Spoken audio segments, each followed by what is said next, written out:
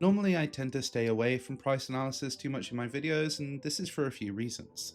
Prices change consistently and are one of the most transient elements of engaging with games. They fluctuate quite a bit, and when I say something isn't worth its asking cost, that's sort of begging to age weirdly. As well as this, subscription models like Game Pass and PS Plus have devalued somewhat what it means to be full price. If I'm talking about the value of Firebreak, a $40 game that also launched on both Game Pass and PS Plus, do I talk about pricing relative to those models, or what you will expect to pay full price? How about what you can reasonably expect to pay 6 months from now, or even next month?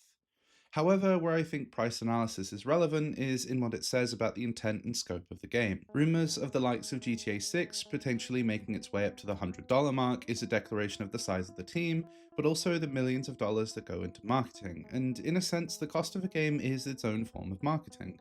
Take Clair Obscura Expedition 33 as an example. It was cheaper than full-priced RPGs at launch, though only by a little bit.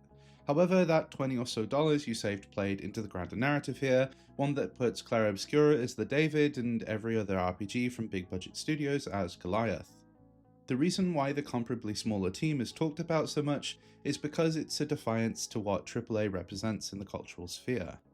I think Firebreak's price, being $40, puts it in a bit of an awkward position, especially when it comes to comparable multiplayer-focused co-op games. It's not hard right now to find plenty of great online experiences and ones that are more fleshed out. With Firebreak, you are paying that cash for 5 missions. That is 5 missions with an asterisk, and there's clearly one more on the job board, but 5 missions nonetheless. Of course, it's not the mere notion of 5 missions that is the problem, but how that plays into the broader gameplay loop.